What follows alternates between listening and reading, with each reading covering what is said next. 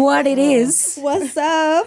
Got your person in the cut. Goddamn. We were actually discussing a book just now. I don't want to even talk about that book because it traumatized me.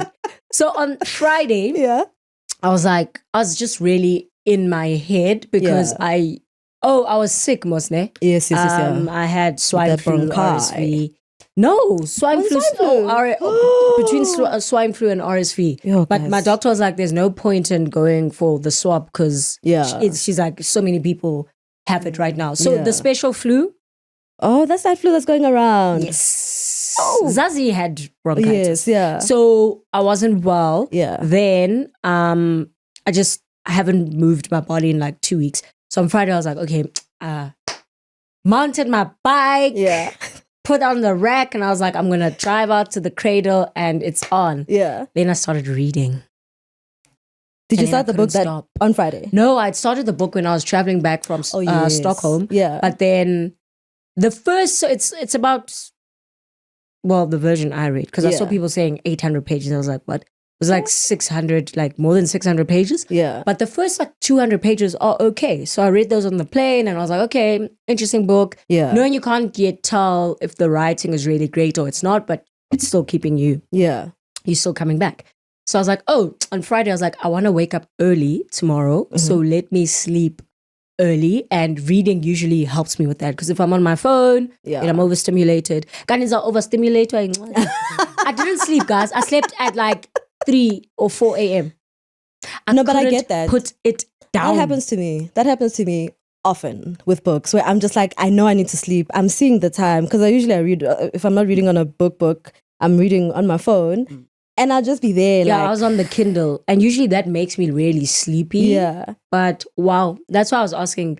But I don't know if I want to recommend the book to people because it's so traumatic. Really? A Little Life. Okay, bye. Synopsis. Yeah, synopsis. I don't even want to. It's about a bunch of friends. Yeah. In New York. And friends. It goes into like their lives, but then dials into the one guy's life quite a lot. Okay. And I think the reason why I really related to the book was the constant feeling of being in spaces that you sometimes feel you don't belong in because other people's lives make sense. Like the trajectory makes sense. Like they were raised in a certain way. They grew up in a certain area and then it makes sense for them to go to varsity at a certain place to get a certain job.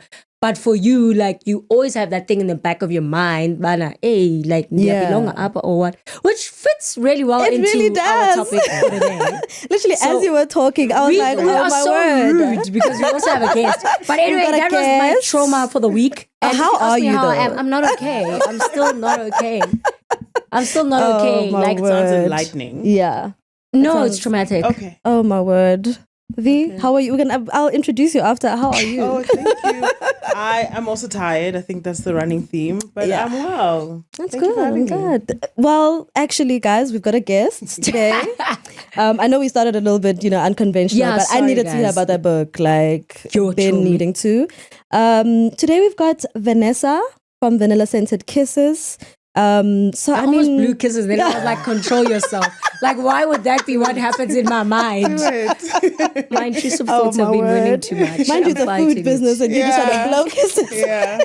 so chef's kisses. Yes. Oh, I like that. You see, you can blow those kisses.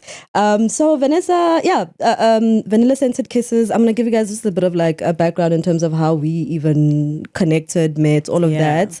I think we've been following each other for like a million years on socials. I think we started on Twitter, formerly known as Twitter. Yes. And then, naturally you migrate to IG and, all these places. Yeah. Vi always had a blog where she would share recipes and like, all these amazing, great stuff, food-wise especially. And I've always just, Vanessa posts a recipe, I'm there. I'm like, let me try it out. And then, I think as time has gone, you eventually started your business, the Sauces. Yes. In particular.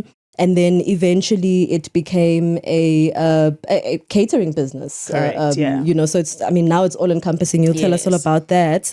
But the reason why Vanessa is here is actually we want to talk about pivots. she is somebody who is neck deep in a pivot right now. In the thick of a pivot. Yeah. So we really want to just talk about pivots, alignment, because, you know, we all know, as Napa was saying, we grow up, you know, you go to school, you know, you finish, you find a job, you do all of you these have this things. idea Yeah. of how things are going to go, where you're going to be, who you're going to be. Yes. And like you tie so much of who you are To that. to those things. Guys. It's crazy. It's a little scary. And then you get there and you realize, I don't think I belong, Lana. But also like, I think, it's going to be an interesting chat because how do you know that this is not for you, or is it you second guessing yourself because of all these other things? Correct. And that's the question. We're starting with that question. No. I'm just saying. We'll get there. I'm just putting it out there. Okay. Yeah, I mean, some of the things that we want to really look at when it comes to pivots, I don't think we necessarily want to be like, this is how I pivoted. You definitely will share but that I with think us. it is also an important story to hear, especially for you.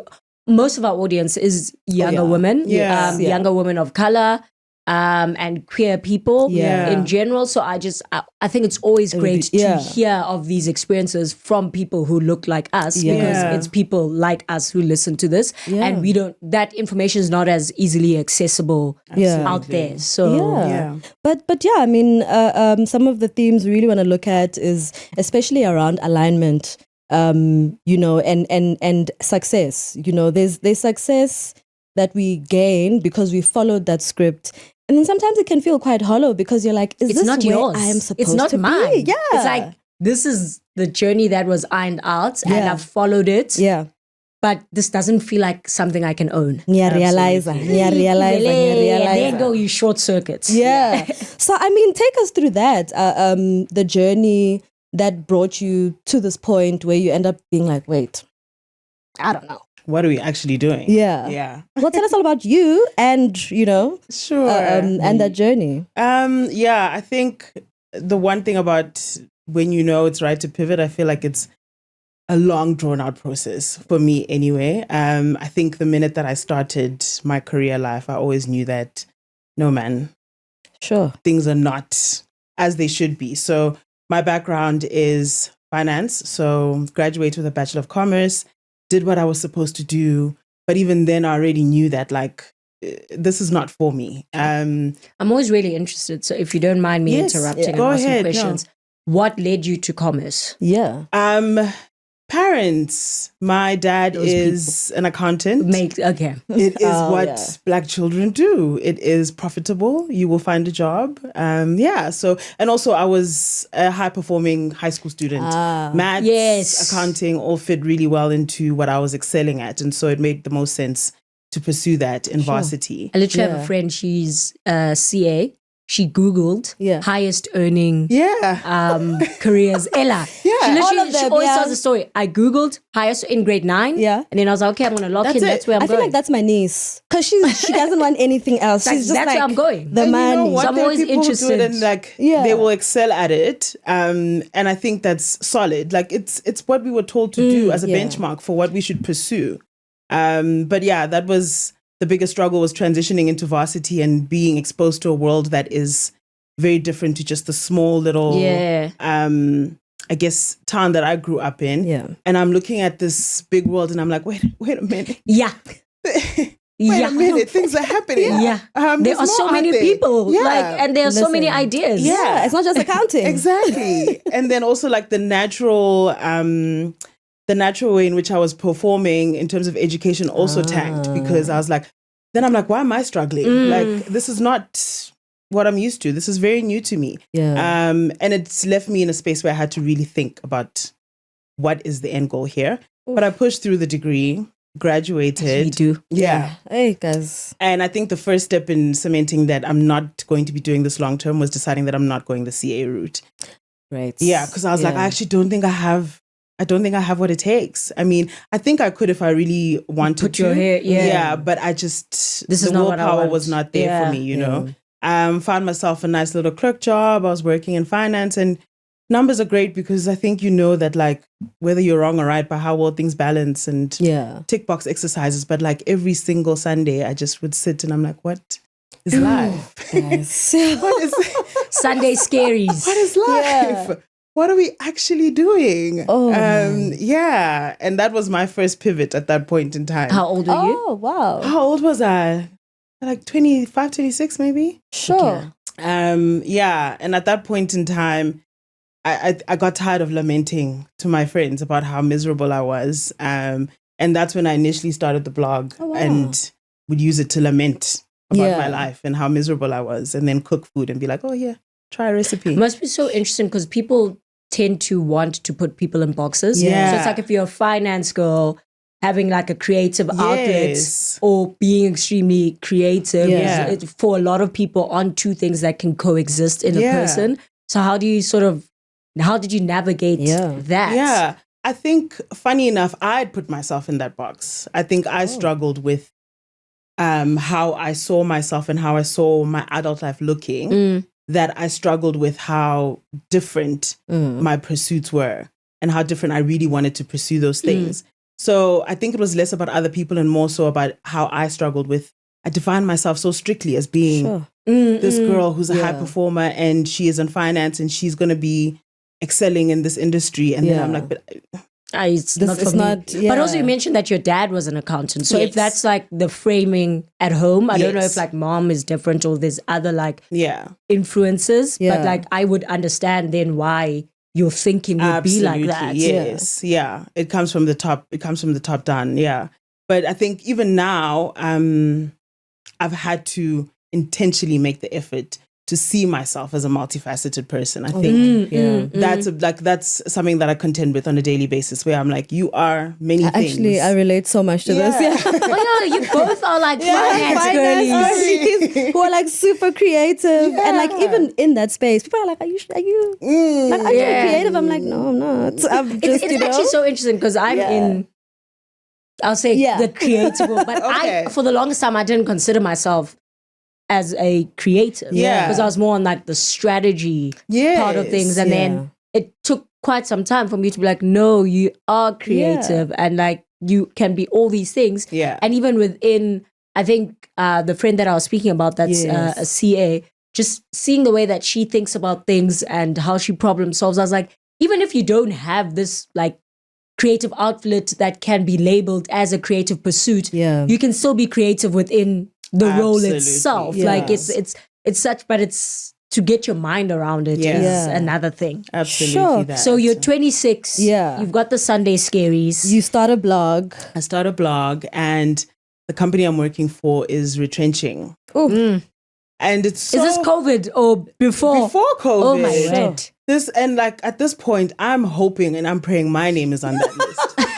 That's how you know. Oh my God! Like, give me that payout, and then I'll figure it out. Like 3 months just to figure things out. But the problem also is that when you're a high performer, you will perform. You will not be on the list. They're like, no, you should stay. Damn. Guys. And you couldn't like maliciously underperform, or you didn't have enough time. It's hard, guys. It's hard to maliciously underperform.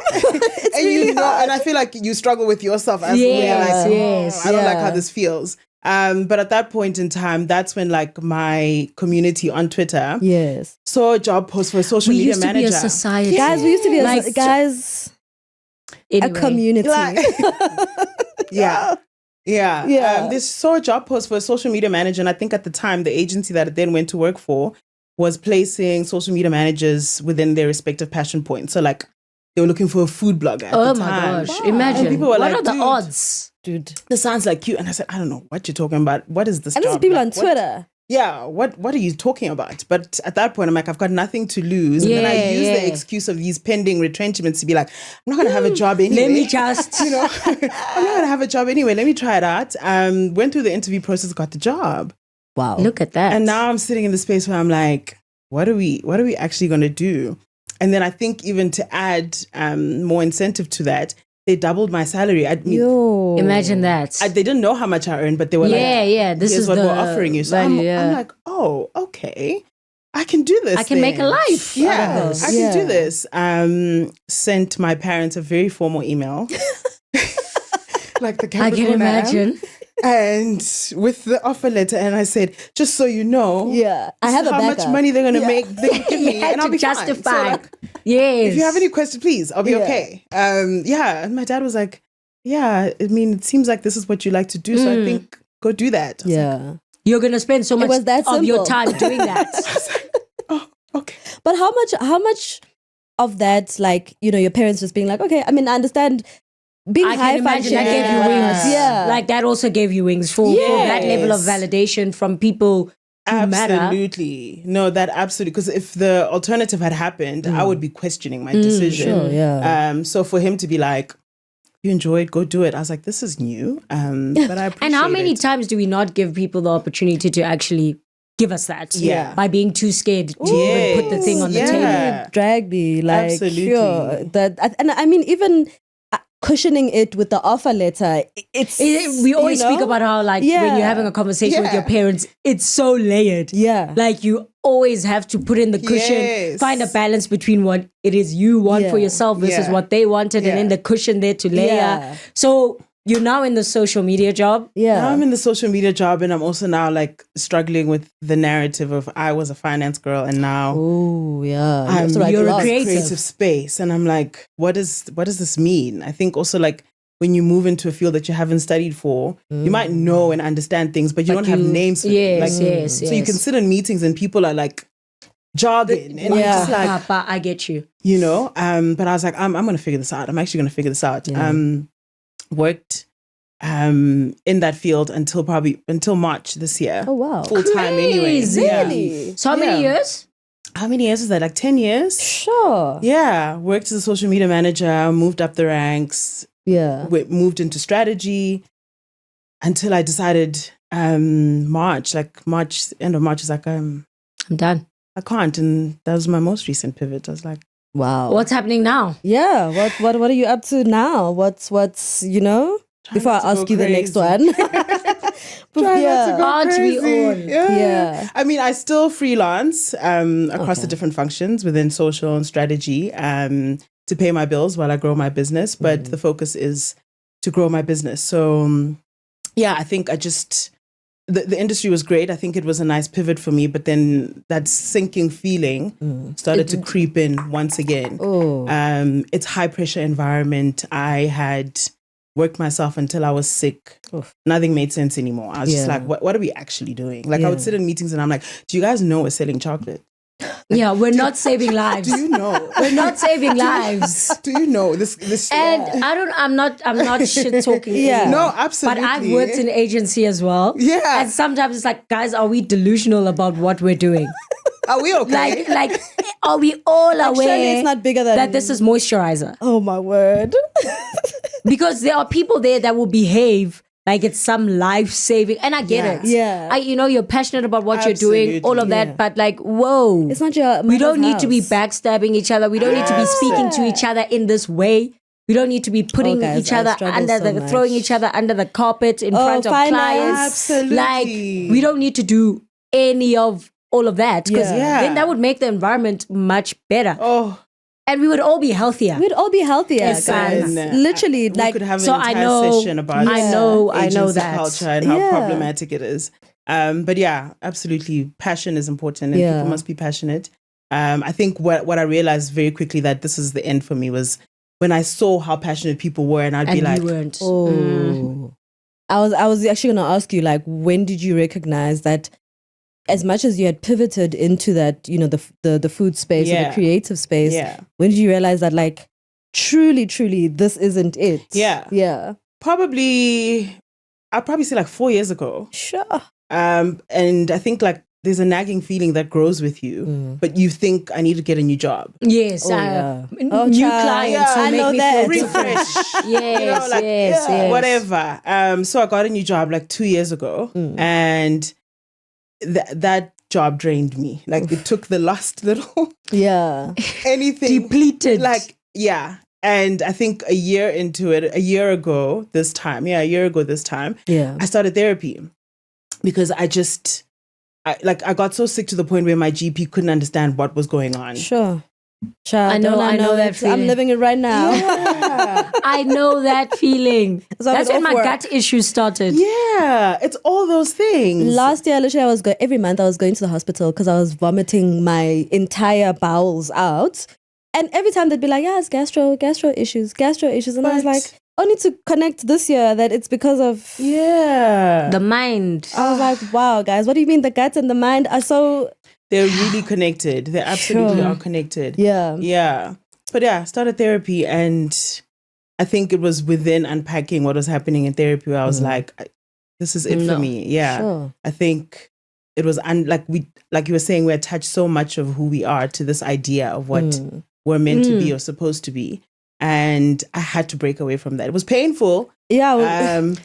It's such an interesting thing because for me that it didn't come through a pivot or discomfort with the work itself. But remember when I was saying when I was on maternity leave, that was the first time where I didn't feel I was being productive, which is funny because it's like the most productive that I could ever be in terms of like growing keeping a human alive. But I didn't feel like I was being productive because there was like stagnation or silence within my career because I was on maternity leave for like close to 8 months. Yeah. And it was in that stillness that I learned that I need to decenter this thing. Like I need to decenter this thing because my self-esteem cannot be tied to a review. Like, and actually, how did you deal with the grief of that? To be like, because you have to you're letting go of this identity. How did you deal with that grief, especially during that period? It goes back to what we always say about having to reframe my understanding of ambition. Yes.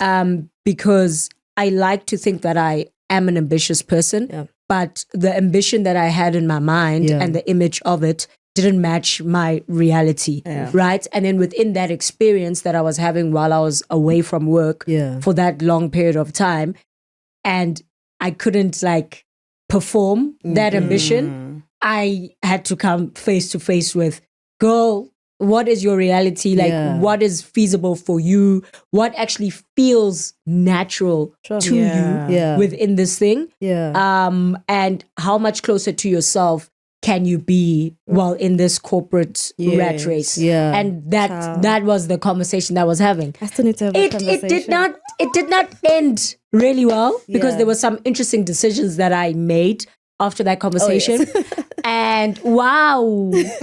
And I think now, that's why even if you recall, before I got like my current role, I was like, I'm not applying for any roles. Like I had to set firm boundaries for myself in terms of, this is actually what you know works for you. Stop, because of feeling frustrated or feeling like you're in a corner, stop trying to do things that you know have not worked in the past or you know like are not what you want for yourself. Like you want a job that allows you to travel, you want a job that does A, B, C, D, E, F, G. So why are you even entertaining this? In fact, just because you just want to get away from the time where you are right now.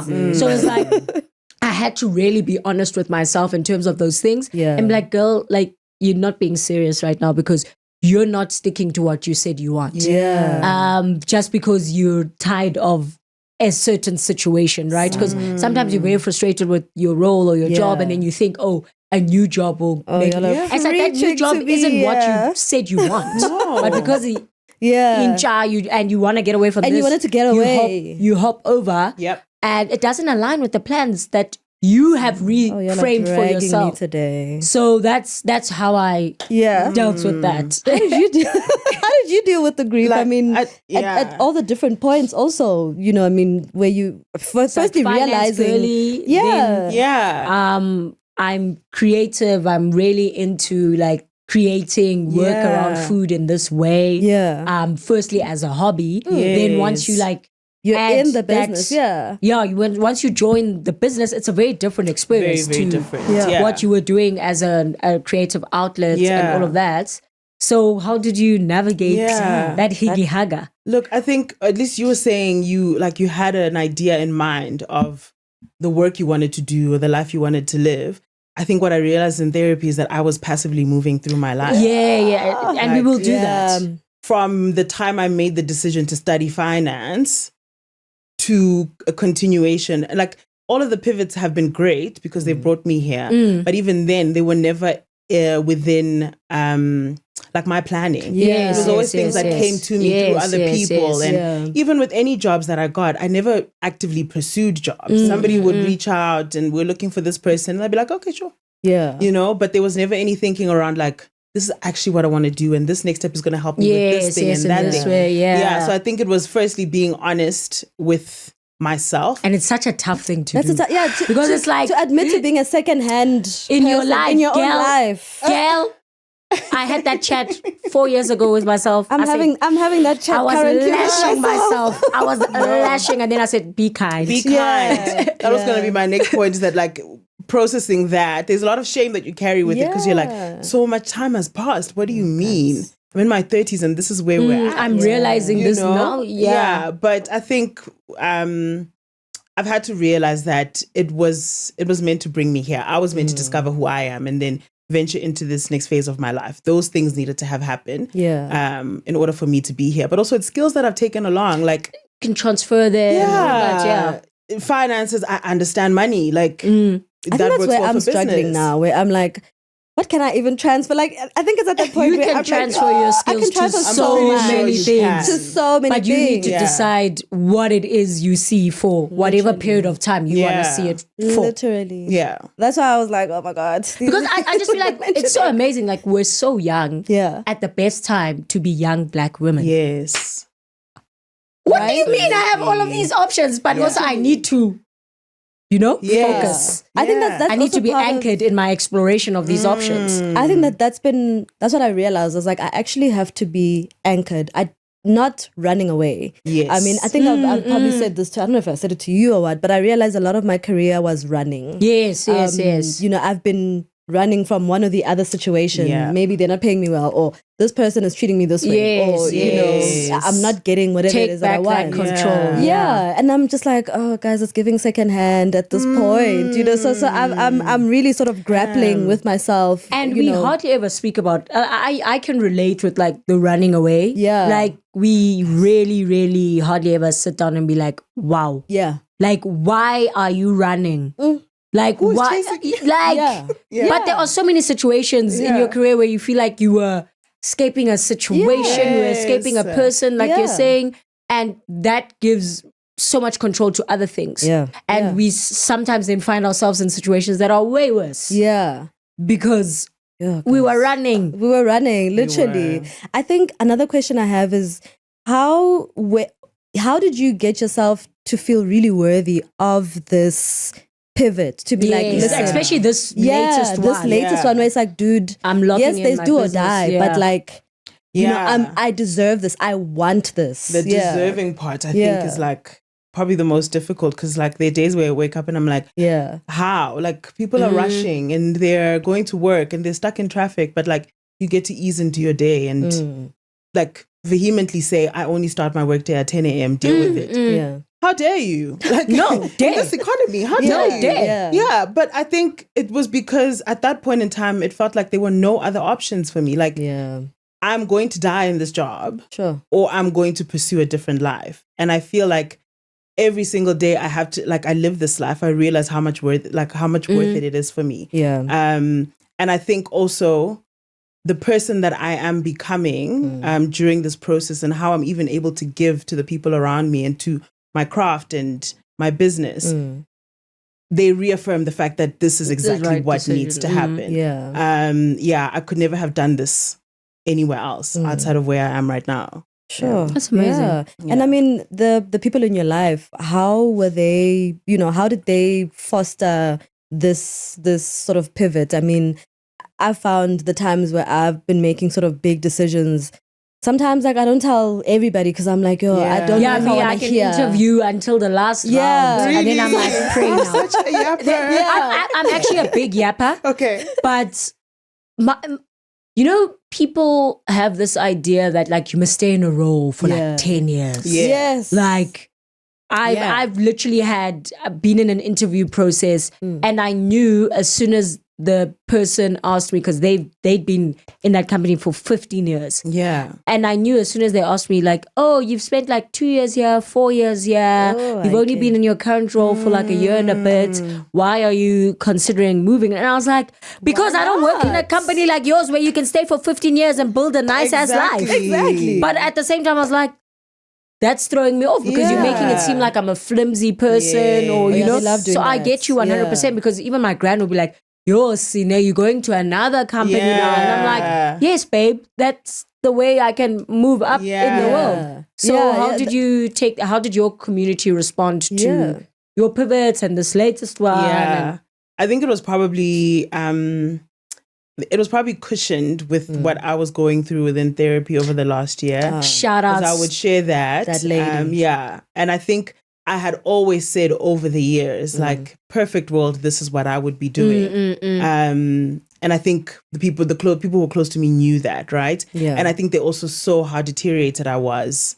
And how far away you are from that thing. So absolutely. So when I said, this is what I'm going to do, I can imagine they were probably like, what the hell? Yeah. But to me, they were like, well done. And finally, because I don't think they were like, what the hell? You know, Because we always speak about this. We spoke about this recently. Yeah. About how important it is to verbalize the dream, like the end goal that you have for yourself, and how to constantly the Bible says so, guys. Speak about Write it down. so that us, the people around you, can hold you to that. So I think they were probably like, finally. Yeah, they're like, long time coming. And I think, I'm sure people have questions and concerns, but I was very frank and have open conversations with my friends about how, like, finances shift and what that means for us socially. Like, I have to prioritize differently, but I think we can still spend time in other ways here and there. It's been nothing but support, which I really appreciate. That's awesome. And especially in this economy, guys. How has that anxiety been? I mean, I've been watching, you should check out her socials. We'll plug that in the descriptions and later.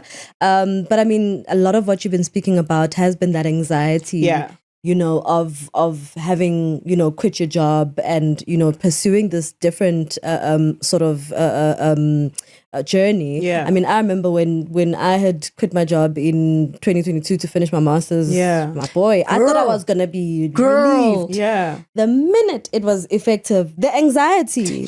Because it's like, what do we do? Because the finances, that will be like, for me, that's the first thing when I make a I'll say crazy in inverted commas, but when I make a decision that sort of changes things drastically, it's the finances. And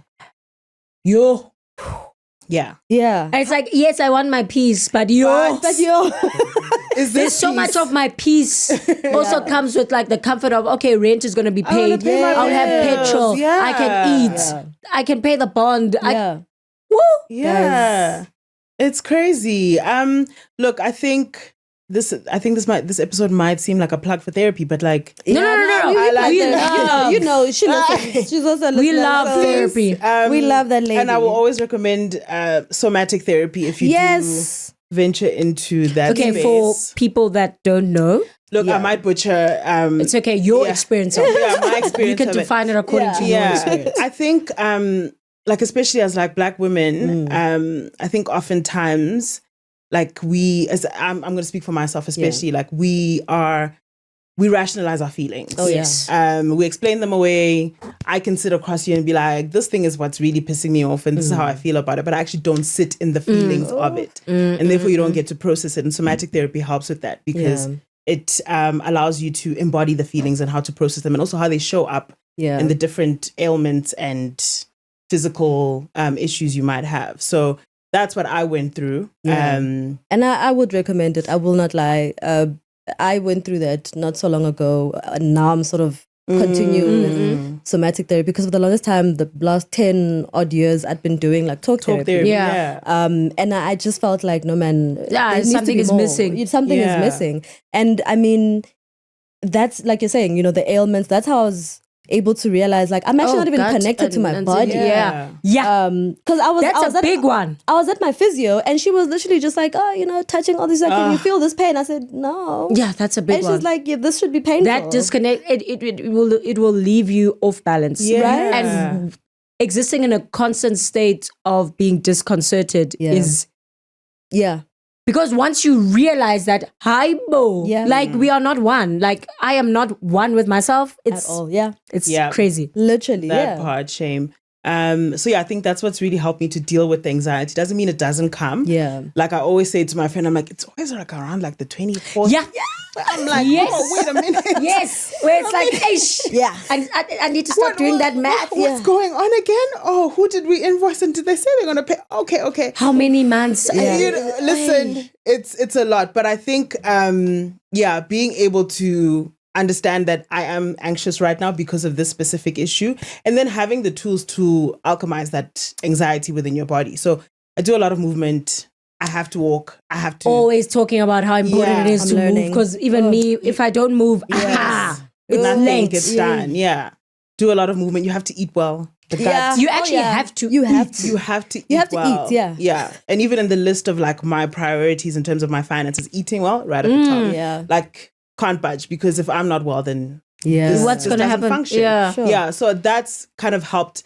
I think process a lot of the emotions. Yeah. But also I feel like you learn, like the thing we're talking about being chased, like nobody's really chasing you. Like nobody's going there's to no come to your house and say, boogeyman. listen, you missed a payment or your payment was late. Please, I'm coming to fetch. I mean, at some point in time, but I think you've got like a few months you do before absolutely. that And happens. Yeah. I always say this to my friend. I'm like, I'm not a thief. So if I am experiencing financial difficulties, I pick up the phone and I call who I need to call and I say, hey, this is my situation. And sometimes the answer is not that bad. No. Right? That's the I learned crazy thing. Sometimes the answer is not that bad. Yeah. Or sometimes me saying to Misha, hey girl, like things are so tight right now. Yeah. Can you help me out in this way? Yeah. I shouldn't feel bad because it's not like I'm always doing that or I'm taking advantage. Absolutely. And that's why it's so important to have like really good conversations with your friends because then they know what situation you're in. Exactly. They're not thrown off when you come in this way. And also you pay when you said you would, or if you can't, you communicate. Yeah.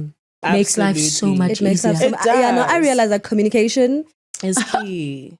Simple as that. Just tell someone like, yeah, listen, I'm in a tight spot. They're like, oh, okay, cool. And you're like, and sometimes like, okay, cool, I can cover you. And you're like, oh, pay back. Like, no, you don't even need to. Like, but extend that to financial institutions. Yes, as well. Yes, because you are very protected. Yeah, call the bank, tell them your situation. I call my options. Managing agent at the house. Hey, this is the situation. I'm a freelancer. My finances fluctuate. Yeah. Here's what it looks like for this month. What can we catch up. do? You know what I mean? And they're like, That's thank you so much for the heads up. And nobody's coming to your house and going to beat down your house and be like, literally, where is... No one's going to come take away your car. Like, if you can predict to go to absolutely pick up the phone, baby. That headache is more of a headache for them as well. So I think it's stepping into that authority and being like... It's taking ownership. Ownership of your life. Ownership of your life and being like... And not letting the debts... Because even now, this thing now, I'm not answering numbers. I don't know because I think it's the debt collectors or when I could just communicate with them. That's more anxiety on your plate. Literally so much more anxiety. Look, do I do it perfectly? No, absolutely not. But I think but that's a good tip. Like that really is. For the most part, that's everyone. what's helped me. Yeah. I think to sit in the anxiety of it all.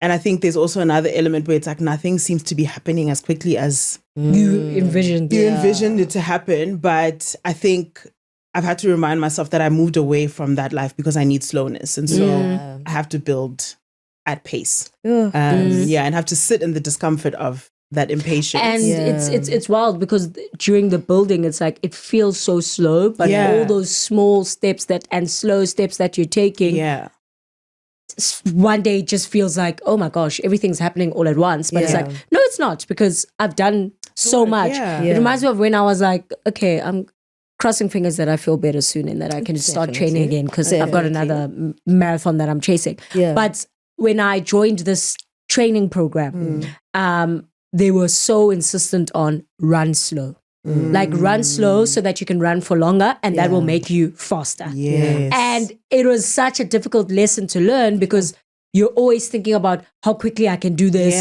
how further I can go, all of that. And you're never like slowing down so that you can get your technique right, get certain things right, get all the hygiene aspects right, so that when things are going really quickly, you have those basics backing you. And I just took that and I also applied it to my life, and it felt like, whoa, like it's okay. It's okay. Like, and everything that I do today is adding on. Like it's not a waste. It's all gonna make sense. All counts. Literally. Everything counts. Absolutely. So I completely agree. So now that you are on the other side, as much as it's since March, it's what's your verdict? Like, do you think it was worth it? You know, are you I don't want to say fulfilled because it's quite early. But do you really have that thing of like, you know what, I did the right thing? Yeah, absolutely. I think when I was asking myself before making the change or the move, what do you want? Like, what is the life that you envision for yourself? And it was exactly this. Like, I just had been on like such high alert for so long. I didn't understand what it looked like to even be able to hear myself anymore, because that's just how rushed I was about everything, you know. Nervous system's completely shot. Dude, a disaster. So absolutely, in that regard, yes. Like, the slowness at which I'm carrying on with my life, I would not trade it in for the world. Sure. Like I felt that over this past month. I'm like, wow, guys. It's such an interesting concept because my gran is like super high agency, high functioning, and being raised by a person that's like, even walking slowly is viewed as sluggishness. Like, it's viewed as sluggish, and I have to fight. I have to fight myself all the time to remind myself that like, you can actually just, even the way you're walking can be a bit slower. Like, even the way you're working yourself through this task because you're gonna take the same amount of time, but you're like panicking and rushing and the amount of time that you actually use to do the thing would take you the same amount of time if you just paced yourself really well. So it's a crazy thing to learn, especially when I've attached so much shame to being slow. Because my grand does not like. I've been around her. We are. There's no. We walk fast. Everything is quick. And for a short woman, she walks really fast. I take pride in like how quickly I can get something done. Like, and having to undo that. For a slow life. So I and also the fact that you have to model that to your kid as well. Girl, you know, you have to model an ideal work has very ethic. Little patience, but she's working on her work ethic. Shout outs to the aides that exist in the world, because we brought in Kumon when she turned 4. No, before she turned 4. Yeah, it was before. Before she turned 4. So after she turned 3. Yeah. So we started with the math, because like numeracy is much easier than like, it's all literacy though. It's all literacy. But like it's we learn numbers easier than letters. Yes. So they recommended there that start with the numbers. And my queen is crushing it. Like, she's counting but all the numbers. She's got a good work ethic. Like, she knows 10 minutes a day she's doing her numbers. Do her work. Look at that. I love that. Yeah. But I don't have that.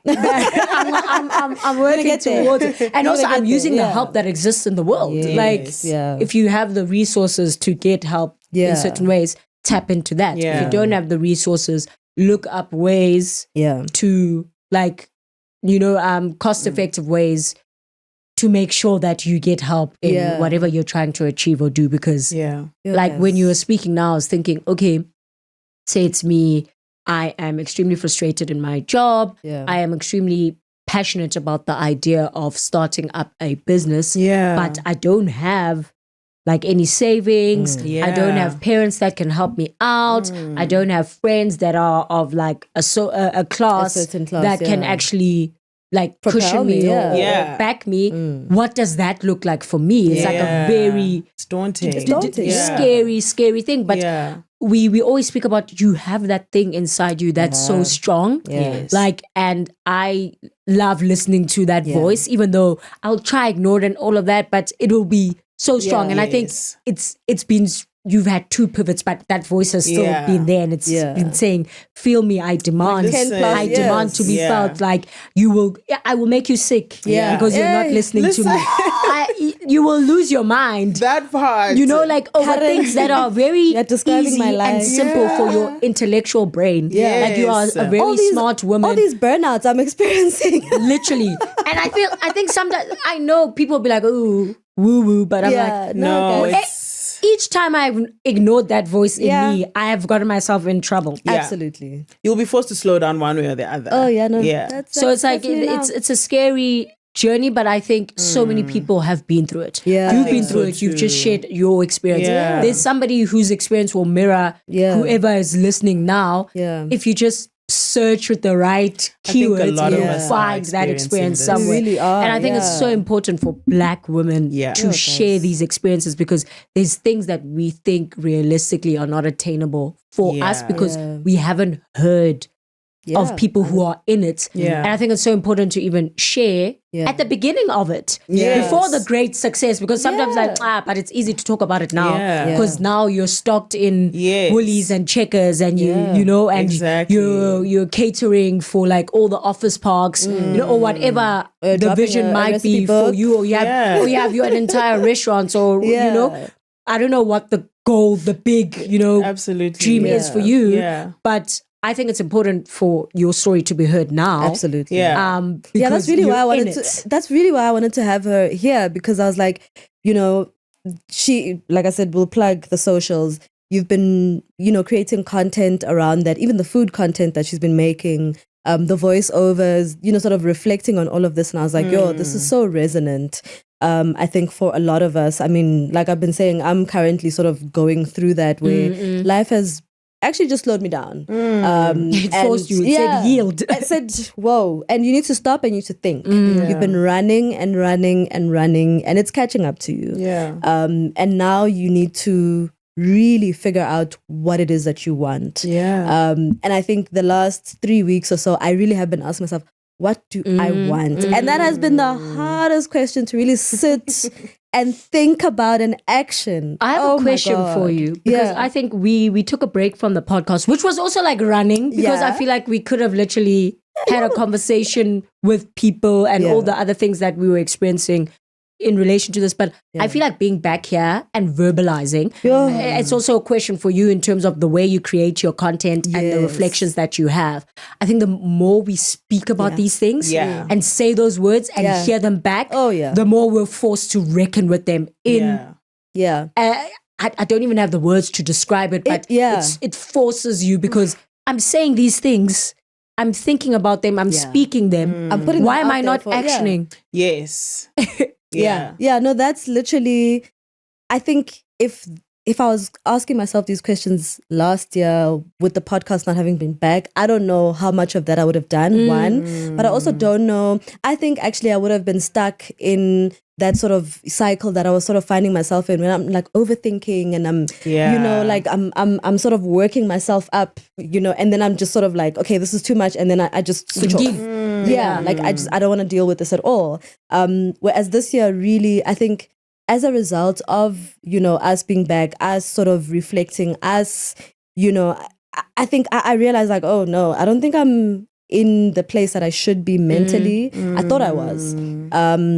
And it was just like okay, actually, because I'm vocalizing this, I'm verbalizing it, I'm speaking to you about it, people are sort of, you know, giving me feedback of what I am saying. Because people's comments will also make you like reflect. It's like, And I was just like, oh no, like, you know, I really don't know if I, because I think in the last couple of years, I also wasn't using any of my platforms for that kind of reflection, you know, and I think I had buried myself very much in work, because I was just like, you know what, this is the easiest thing that I can deal with.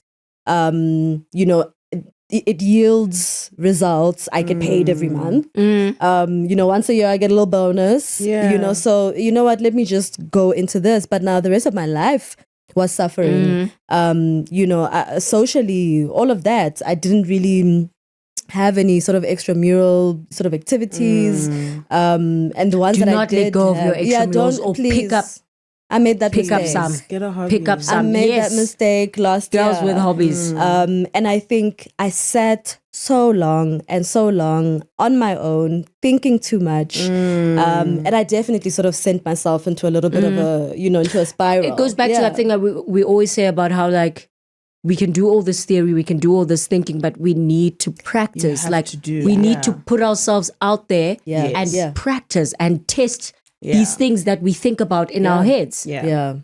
Literally that. And yeah, I think being back on this podcast, I'm like, oh, okay. Yeah, even for girl. me, it's hey, I've been Yeah, thinking. So that's I'm why I was asking in terms of how you create your content, the reflections that you have, the comments and the feedback that you get from people. Yeah. In terms of headspace, Yeah. what does that do? So I think for me, a lot of it is also personal development, in that I'd spent many years in the background, even within the creative space, not feeling like I had anything worth sharing. And it's so funny that we like have these perceptions of ourselves, and then people would be like, "This is great, well done." You don't get to where you're going by fluke. You know? But I needed to get accustomed to, one, I think being back in touch with myself and how I feel and what I want.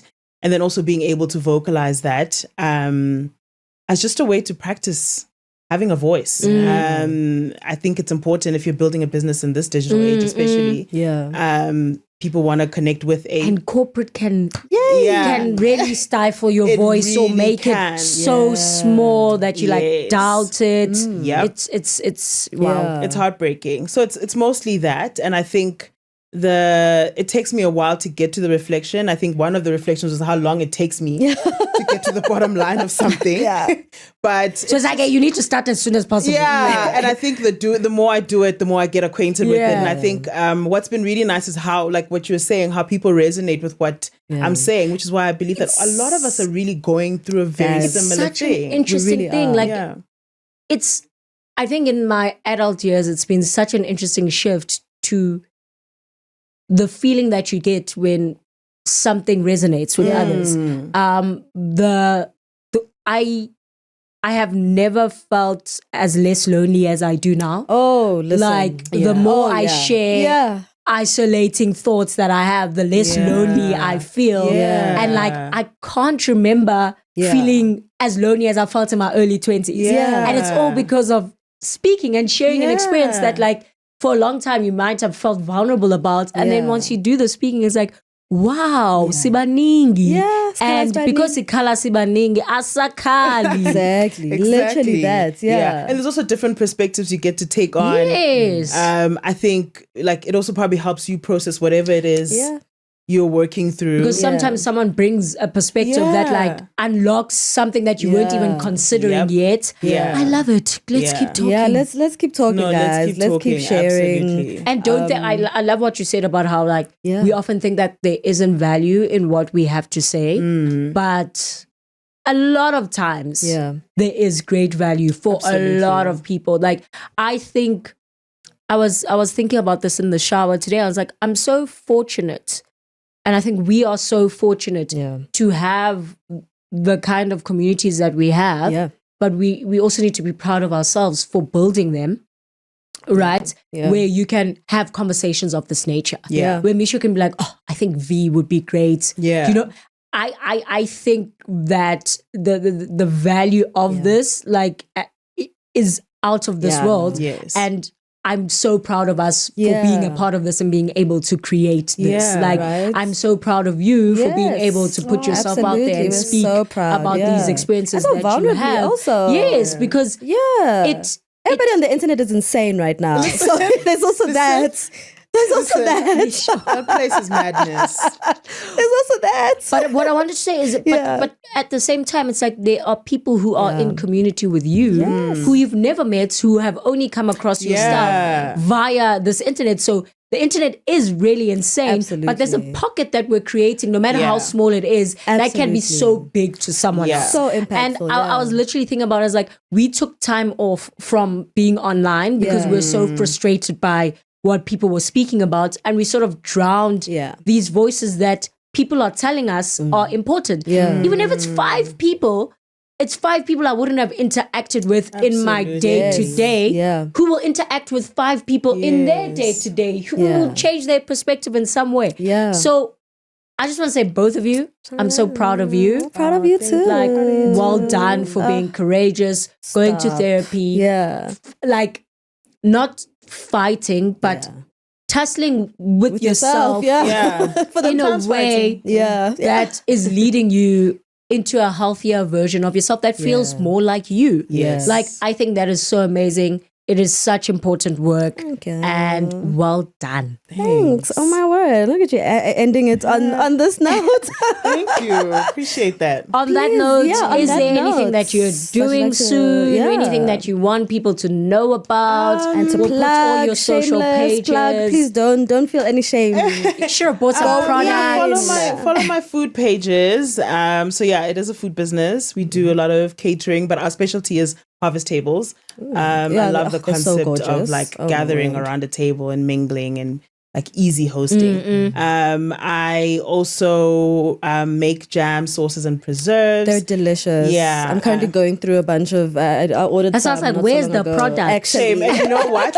It's just that I've had such a manic week, but I had planned. Oh, my but now I word. know where you guys are. I'll pop in. Yeah, no, but yeah, we'll jam, make it sauce, and work. preserves. I'm working on a farmer's market visit very soon. Love it. And that's me. Amazing. It's amazing. Like, yeah, it's so dope. Just speaking to people doing. I get like Yeah. giddy. I get so giddy. But like people listening to their inner voice and chasing the things, and if what the voice is saying changes in 5 years' time, it's okay. Like it's still what you are saying to yourself, and you're out there and you're doing it and you're trying. Yes. And I just get so emotional when I see young Black women believing in themselves, trying something, and just flipping doing it. And we're against not all always the going to odds. succeed. It's not always going to look like what we envisioned. Yeah. But you know what? You're doing it. You're doing it, and you know what? That's success. I To think me, that is success. Trying. that is success. Yeah, Trying. Yeah, that is success. Trying. Yeah, Yeah. and I think. What do you mean I can always try? I can try again. What do you mean? And I think I need that. It's also just me sort of telling myself that as well, because I'm like, you know, I'm having to redefine success now, like redefine what I want, redefine what not redefine, but, you know, sort of really hone into what it is that I want. Yeah. And I think, you know, I'd been getting sort of bogged down a bit in maybe like this, I don't feel very successful at the moment because I feel so lost. But you're right. I think the trying, the fact that you are even sitting with yourself and I'm you're obsessed going, you with know the what? trying right the now. trying right now, because in the age of executive dysfunction, you know, that we are all battling with in some shape or form, it's hard to just even try. So even just that small trying that you're If doing. I give you a tip, like even via the hobbies, like picking up something that you've never done before, so you don't have the pressure to excel or to be like really good at it. Doing it for the sake of just trying something out, it just does switches something up in your mind. Agreed. So try something new. Like, and I think the question for everyone is, what are you gonna try? Yeah, actually, that's a great question. Oh my God. Thank you so much, Vanessa. Thank you for having us. Thank you for being with us. I don't think this is the end of us speaking about pivots and, you know, all these career things. Because there's so and many. whatnot. I feel like we need an agency episode where Call it's me, just please. like ex-agency people just Please. Call me, please. Black women. I need the story Because there's I think people also don't factor in all roles, in all functions. Yeah, I guess. There's the experience that a white male has, a black man has, a white woman has, and a black woman has. Yeah. And when you're at the bottom of that, you're having very interesting experiences. But anyway, please we'll talk about it, guys. don't forget the question for this week is, what are you trying? What are you trying? If you're trying something new, give us some ideas. We'd like to try. Absolutely. How is trying helping you? How is trying something new? Yeah, Yeah, Okay. I actually did needlework in school. That's did you? fun. It's been a little bit frustrating because I'm like, what is it? All these stitches. I'm learning that. Yeah. So I'm trying to learn the crocheting without the pressure of like I need to be good at this. Yeah, no. So thank you for that because I needed that reminder. But yeah, guys, like, comment, subscribe. Thank you for 1,000 subscribers On what? On YouTube. On YouTube. Yes. We hit Well 1,000 done. subscribers. Thank you. Thank you so please much. continue to listen. Please. Mondays on Spotify and Apple Music. Apple Podcasts, and then And Google Thursday Podcasts, I think, on all the audio platforms Yeah. and video on video. Spotify on Monday, and then Thursdays is on YouTube. It's on Thank you so YouTube. much. We Thank you, appreciate you guys. We're so proud of you guys. Yes. It's so nice to be here. Kumnandi ubalana. Bye. Bye, guys.